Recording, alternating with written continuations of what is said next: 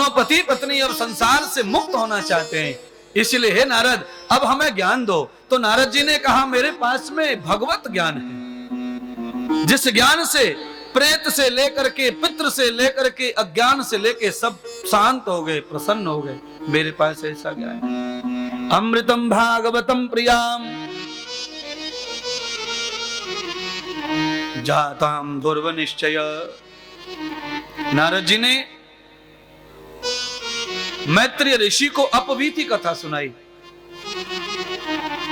ध्यान करना, अभी 7 दिन मैंने जो कथा सुनाई वो जगवीति सुना के आया सूत जी के मुखारविंद से। अब नारद जी के मुंह से कथा 7 दिन सुनाएंगे महाराज, अपवीति।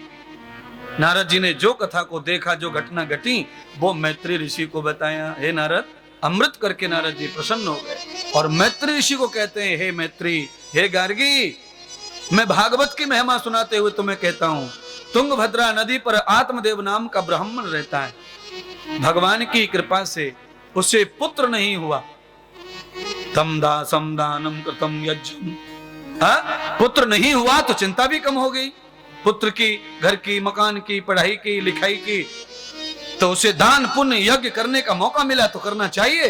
पर यह संसार इस तरह का नहीं सोचता है। संसार ये सोचता है कि जिसको पुत्र नहीं है वो दुर्भागी है, जिसको औलाद नहीं है वो फूटी किस्मत का है, ऐसा संसार सोचता है। भगवान ऐसा नहीं सोचते। भगवान कहते हैं जिसको औलाद नहीं है वो बड़भागी है, सद्भागी है, उसे अवसर मिला है दान करने का, यज्ञ करने का, तप करने का, जप करने का, सेवा करने का। औलाद हो जाती है तो ज्यादा सेवा भाव कम हो जाता है, कम हो जाता है। क्यों? टाइम 20 साल औलाद ले लेती है, 20 साल बीवी बच्चे खा जाते हैं। बचते कितने? 60 साल, बाल सफेद हो जाते हैं, फिर जुल्फ घुमाने का चक्कर खत्म हो जाता है, गर्दन दुखने लग जाती है, फिर जैसे तैसे पॉलिश के चुपका के घूमो ब्याह शादी में, फिर बचाई क्या है? इसीलिए ठाकुर जी सद ज्ञान दे रहे हैं महाराज। आत्मदेव की पुत्र की प्राप्ति न होने की वजह से उसे सौभाग्यशाली माना, और ये संसार उल्टी गीत बड़ा दुर्भागी है महाराज। सुनिए, इतना ही दुर्भागी नहीं है, घर में 3 देवरानी जिठानी हो और एक को बेटा ना हो और 2 को हो, तो एक जो रहेगी बिना बेटा वाली, कोने कांथड़े में दोनों देवरानी मिलकर के, देखा, ले ले ले ले, ये हाल है महाराज। बोलो है? अच्छा बोलो, लंगोट बदलना, मलमूत्र धोना कोई सौभाग्य?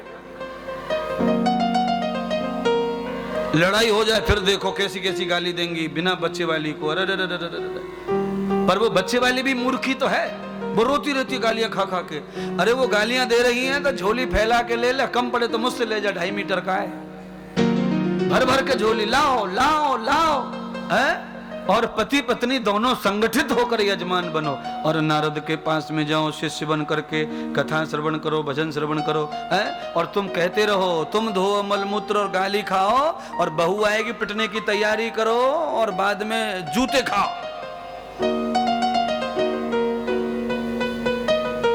लोगों को लगता है हमारा नाम कैसे चलेगा, हमारे मकान को कौन संभालेगा, हमारा फलाना कौन संभालेगा, हमारी बैंक को कौन, खेती को कौन है। एक बार कम से कम पैसे को घर में रख के मर के देख लो, 1 भी रुपया तुम्हारा गली में चला जाए तो, गटर में चला जाए तो है। इतनी दुनिया संभालने के लिए बैठी है, क्यों चिंता करते? इसीलिए भगवान कहते महाराज, पर नहीं माने आत्मदेव, तुम्हारी तरह बावले हो गए वो भी। लो पुत्र ले जाओ, पुत्र दे दिया भगवान ने। कैसा पुत्र निकला? नालायक, शराबी, कबाबी, जुआरी है, सब नष्ट कर दिया पिता का। और बाद में वैश्याओं के चक्कर में पड़ गया, बिना धन के मार डाला उसको, प्रेत योनि में चला गया। तब नारद जी कह रहे महाराज, ये मैं जो ज्ञान दे रहा हूं ये भागवत ज्ञान है। इस ज्ञान को सुन करके ऐसा पापी तर गया, प्रेत धुंधकारी तर गया। मेरे पिता ब्रह्मा पितृ शांत हो गए, भक्ति प्रसन्न हो गई, ज्ञान और वैराग्य जवान हो गए। ये वो भागवत है। तम भागवतम यथा मूलम देवम भागवतम प्रिय।